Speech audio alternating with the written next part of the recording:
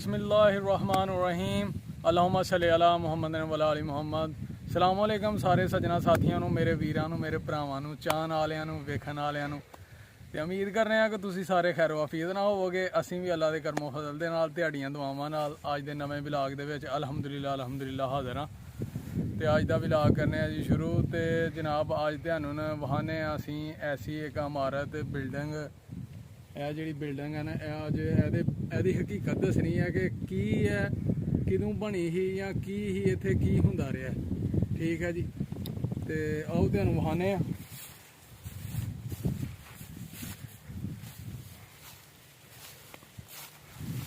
देखो जी यह बिल्डिंग है, अंदरों कैमरामैन चेक करवा जरा।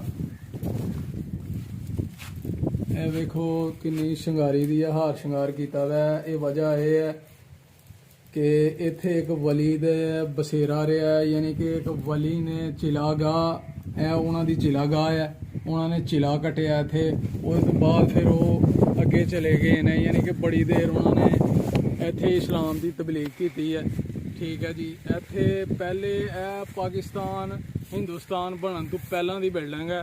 तो हिंदू इत्थे जनाब पूजा पाठ करते रहे ने अपनी, फिर सिख आते रहे ने। यह नाल दा पिंड है, तो उत्थे हिंदू रहते रहे ने, लेकिन उन्होंने अल्हम्दुलिल्लाह हुण इस्लाम कबूल कर लिया। हुण वो मुसलमान ने, सरकार सल्लल्लाहु अलैहि वसल्लम दे उम्मती ने।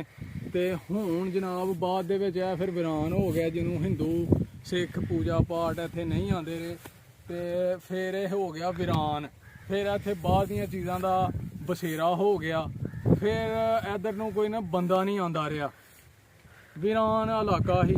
लेकिन फिर अल्लाह पाक ने करम किया, तो इत्थे एक अल्लाह पाक दा वली आया। उन्होंने आके इत्थे यानी कि स्टे किया, तो इत्थे चिला कटिया।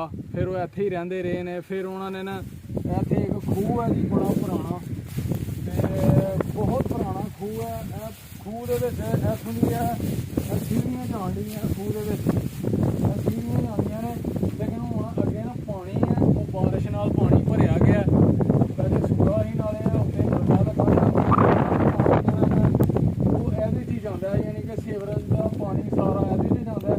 ते यह खूह है, खूह दे उत्ते देखो जी अल्लाह दा करम कि खूह दे विच ही जनाब पिपल दा दरख्त जिहड़ा ना हो गया है, ते किड्डा वड्डा होया दा माशाअल्लाह। इधरों दी आओ जी, खूह आओ। हुण खूह लगे जी दस्सन, अंदरों खूह। ते खूह जनाब जिहड़ा ना वो कभी पानी नहीं सुक्किया ओहदे च, ते बड़ा साफ खूह हुंदा रहा। वो अल्लाह दे वली ने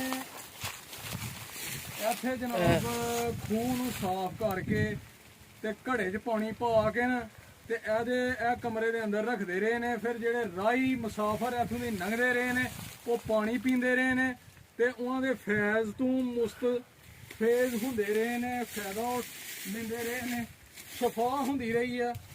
तो इत्थे जनाब खूह ढाह ढूह इंज छड़िया कि लोगों को पता लगा जी इत्थे कोई खजाना है। वो फिर जी लोगों ने जनाब इनू पुट्टना शुरू कर दिता। पहले कहते हैं कि जी इंडिया चो आए हैं बंदे, जिन्होंने यानी कि खूह जो पाकिस्तान ते हिंदुस्तान की वंड हुई है, अलहदा हो गया, तो उदों कुछ जेड़े बंदे हिंदू हैं उन्होंने अपना यानी कि दौड़ भज के चक्कर च जल्दी च इत्थे कोई खजाना जिहड़ा वो छुपा खड़िया ही। इत्थे एक प्लेट लगी दी ही खूह दे विच, वो जनाब प्लेट दे उत्ते इहदी तमीर दी डेट लिखी दी ही, ते किन्ने करवाया ही ओहदा भी नाम लिखिया दा ही। लेकिन वो जिन्हों खजाना कोई सोना वगैरह इत्थों पुट्टन आए ने, ते उन्होंने जनाब वो प्लेट भी पुट्टी है, ते खजाना कढ़ के लै गए ने। वो जिन्हों बंदियां नूं लागे जागे पिंडां च रौला पै गया, पता लगा, तो उन्होंने कहा जी वो बंदे खजाना लै गए ने। तो बंदियां ने जनाब रात नूं किते आके न लागे जागे पिंडां दे बंदियां ने आके ट्रैक्टर लिया के ट्रैक्टर नाल यानी कि खूह दियां साइडां पुट्टियां ने हल्लां नाल, ते आप भी यदि खुदाई की है, यदा बेड़ा ही गर्क कर छड़िया खूह का। तो जनाब वो प्लेट भी गैब हो गई, तो खूह भी पुट्टिया गया। लेकिन हूँ अल्लाह बेहतर जानता वो खजाना है ही वो हिंदू लै गए, सिख लै गए, या कि वो जेह्ड़े पाकिस्तान की अवाम आई है वो लै गई है। तो खूह का बेड़ा गर्क कर छड़िया। बहरहाल मुख्तसर ये गल है। ਤੇ ਖੂਹ ਦਾ ਸਤਿਆਨਾਸ਼ ਕਰ ਛੜਿਆ ਤੇ ਖੂਹ 'ਚ ਹੁਣ ਕਚਰਾ ਮਚਰਾ ਗੰਦ ਸਾਰਾ ਸੁੱਟਿਆ ਦਾ ਤੇ ਜਨਾਬ ਬਾਲਣ ਤੇ ਕੀ ਸੁੱਟਿਆ ਦਾ। ਤੇ ਇਹ ਬੋਰਡ ਵੇਖੋ ਜਨਾਬ, ਪੀਪਲ ਦਾ ਦਰਖਤ ਕਿੱਡਾ ਵੱਡਾ ਖੂਹ 'ਚ ਉੱਗਿਆ ਦਾ, ਇਹਦੀਆਂ ਜੜ੍ਹਾਂ ਖੂਹ 'ਚ ਗਈ ਦੀਆਂ ਨੇ। ਇਹ ਵੀ ਅੱਲਾਹ ਦੀ ਕੁਦਰਤ ਹੈ। ਤੇ ਇਹ ਜੀ ਹੁਣ ਚਿਲਾਗਾਹ ਦਾ ਪਾਣੀ ਹੈ, ਯਾਨੀ ਕਿ ਨਲਕਾ ਲੱਗਾ ਦਾ। ਇਹ ਕਹਿਣਾ ਮੈਂ ਦੱਸੋ ਜੀ ਨਲਕਾ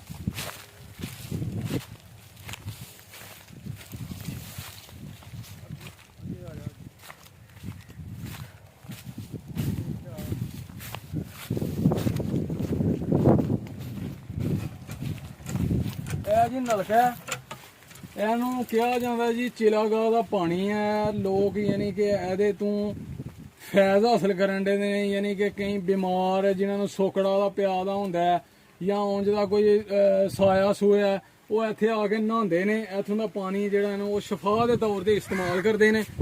ਤੇ ਉਹ ਜਨਾਬ ਫਿਰ ਇੱਥੋਂ ਪਾਣੀ ਲੈ ਕੇ ਜਾਂਦੇ ਨੇ, ਉਹਨਾਂ ਨੂੰ ਸ਼ਫਾ ਹੁੰਦੀ ਹੈ, ਅੱਲਾਹ ਪਾਕ ਉਹਨਾਂ ਨੂੰ ਸ਼ਫਾ ਦੇ ਦਿੰਦਾ। ਤੇ ਉਸ ਵਲੀ ਦੇ ਸਦਕੇ, ਠੀਕ ਹੈ ਜੀ, ਉਸ ਵਲੀ ਦੀ ਵਜ੍ਹਾ ਨਾਲ ਇਹ ਯਾਨੀ ਕਿ ਪਾਣੀ 'ਚ ਵੀ ਸ਼ਫਾ ਹੈ। ਤੇ ਫਿਰ ਜਨਾਬ ਵੀਰਾਨ ਇਲਾਕਾ ਜਿਹੜਾ ਨੇ ਇਹ ਹੋ ਗਿਆ ਆਬਾਦ, ਲੋਕ ਆ ਰਹੇ ਨੇ ਇੱਥੋਂ ਮੁਸਤਫੀਦ ਹੋਣ ਦੇ ਨੇ। ਤੇ ਫਿਰ ਉਹ ਜਨਾਬ ਹੁਣ ਰਸਤਾ ਵੀ ਚੱਲਣ ਡਿਆ ਵਾ, ਕੋਈ ਸਾਇਆ ਨਹੀਂ ਇੱਥੇ, ਕੋਈ ਜਨਾਬ ਇੱਥੇ ਜਿੰਨ ਭੂਤ ਚੜੇਲ ਕੋਈ ਨਹੀਂ ਰਹਿੰਦੀ ਹੁਣ। ਤੇ ਇਹ ਜਨਾਬ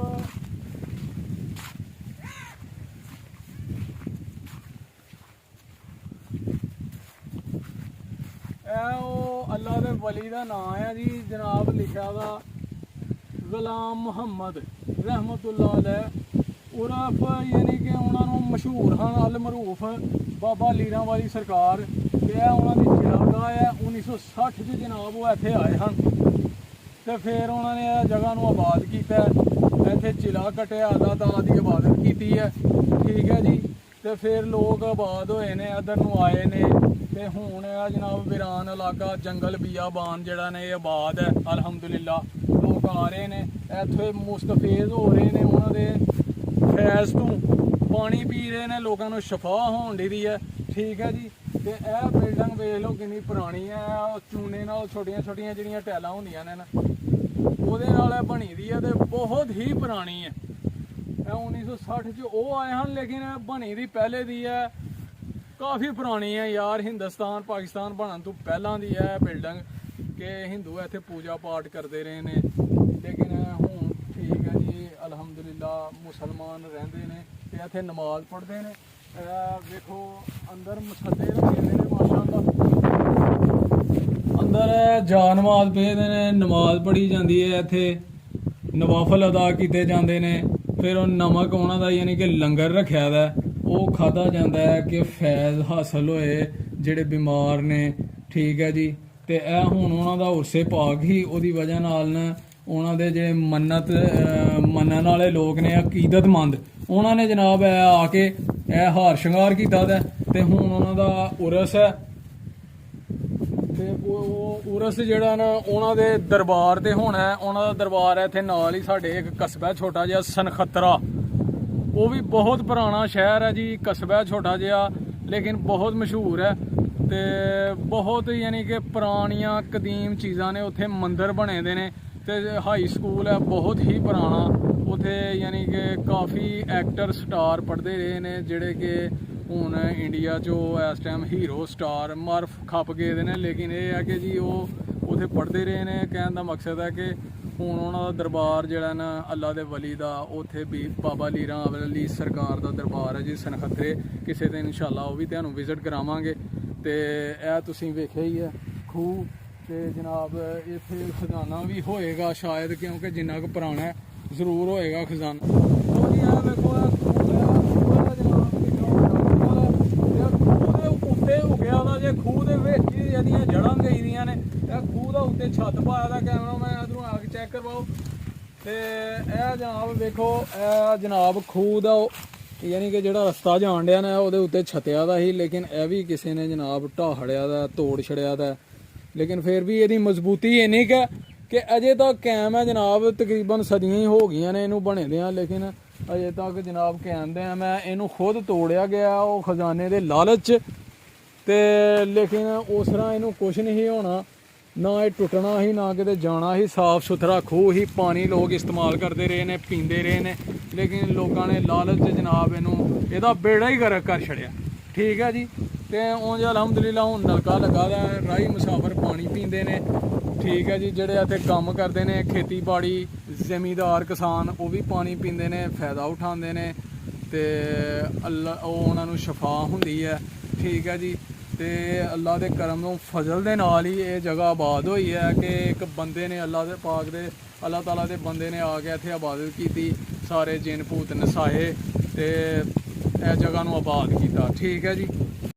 ਲੋ ਜੀ, ਇਹ ਤੁਹਾਨੂੰ ਨਾ ਅੱਜ ਅਸੀਂ ਬਿਲਡਿੰਗ ਦੀ ਇਹਦੀ ਹਕੀਕਤ ਦੱਸੀ ਹੈ ਕਿ ਇਹ ਕਿਦੋਂ ਯਾਨੀ ਕਿ ਬਣੀ, ਕਿੰਨੇ ਬਣਾਈ। ਇਹ ਹਿੰਦੂਆਂ ਨੇ ਹੀ ਬਣਾਈ ਦੀ ਸੀ, ਹਿੰਦੂ ਹੀ ਇਬਾਦਤ ਕਰਦੇ ਰਹੇ ਨੇ ਇੱਥੇ ਆਪਣੀ ਜੀ। ਲੇਕਿਨ ਹੁਣ ਅਲਹਮਦੁਲਿਲਾ ਇੱਥੇ ਜਨਾਬ ਕਰਾਨੇ ਪਾਕ ਦੀਆਂ ਐਤਾਂ ਲਿਖੀ ਦੀਆਂ ਨੇ। ਠੀਕ ਹੈ ਜੀ।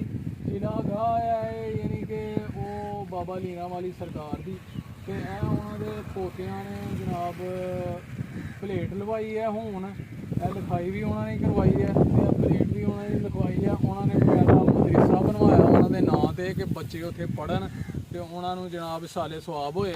ਠੀਕ ਹੈ ਜੀ।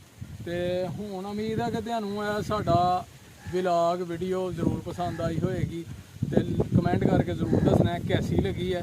ਲਾਈਕ ਕਰਨਾ, ਸ਼ੇਅਰ ਕਰਨਾ ਆਪਣੇ ਯਾਰਾਂ ਦੋਸਤਾਂ ਸੱਜਣਾਂ ਨਾਲ, ਦੋਸਤਾਂ ਨਾਲ, ਭਰਾਵਾਂ ਨਾਲ, ਵੀਰਾਂ ਨਾਲ, ਤੇ ਆਪਣਾ ਤੇ ਆਪਣੇ ਪਿਆਰਿਆਂ ਦਾ ਰੱਖਣਾ ਖਿਆਲ ਤੇ ਅੱਲਾ ਦੀ ਇਬਾਦਤ ਕਰਨੀ ਹੈ, ਨਮਾਜ਼ ਜ਼ਰੂਰ ਪੜ੍ਹਨੀ ਹੈ। ਕਿਉਂਕਿ ਇਹ ਵੇਖੋ ਨੇ ਇੱਕ ਵਲੀ ਨੇ ਇੱਥੇ ਆ ਕੇ ਚਿਲਾਗਾ ਤੇ ਚਿਲਾ ਕਟਿਆ, ਸਟੇ ਕੀਤਾ, ਅੱਲਾਹ ਤਾਲਾ ਦੀ ਇਬਾਦਤ ਕੀਤੀ। ਸਾਰੇ ਜਿੰਨ ਭੂਤ ਚੜੇਲਾਂ ਦੜਾਹੜੇ ਤੇ ਕਿਸੇ ਵੀ ਘਰ 'ਚ ਜਿੰਨ ਭੂਤ ਚੜੇਲਾਂ ਨਹੀਂ ਰਹਿ ਸਕਦੇ ਜਿੱਥੇ ਅੱਲਾਹ ਪਾਕ ਦਾ ਕਲਾਮ ਪੜ੍ਹਿਆ ਜਾਏ, ਨਮਾਜ਼ ਪੜ੍ਹੀ ਜਾਏ। ਤੇ ਇਸ ਵਾਸਤੇ ਤੁਸੀਂ ਵੀ ਨਮਾਜ਼ ਪੜ੍ਹੋ, ਸਬਕ ਪੜ੍ਹੋ, ਆਪਣੇ ਮਾਂ-ਬਾਪ ਦੀ ਖਿਦਮਤ ਕਰੋ ਤੇ ਸਾਨੂੰ ਵੀ ਦੁਆਵਾਂ 'ਚ ਜ਼ਰੂਰ ਯਾਦ ਰੱਖਣਾ ਤੇ ਸਾਡੇ ਚੈਨਲ ਨੂੰ ਕਰਨਾ ਸਬਸਕ੍ਰਾਈਬ। ਤੁਹਾਡੇ ਤਾਵਨ ਦੀ ਬਹੁਤ ਜ਼ਰੂਰਤ ਹੈ, ਤੁਹਾਡੀ ਸਪੋਰਟ ਦੀ ਸਾਨੂੰ। ਤੇ ਠੀਕ ਹੈ, ਫਿਰ ਇਹਦੇ ਨਾਲ ਹੀ ਸਾਨੂੰ ਦਿਓ ਇਜਾਜ਼ਤ। ਇਨਸ਼ਾਅੱਲਾ ਅਗਲੇ ਵਲੌਗ 'ਚ ਹੋਏਗੀ ਮੁਲਾਕਾਤ। ਓਕੇ, ਫਿਰ ਅੱਲਾ ਹਾਫਿਜ਼, ਸਲਾਮ ਵਾਲੇਕਮ ਜੀ।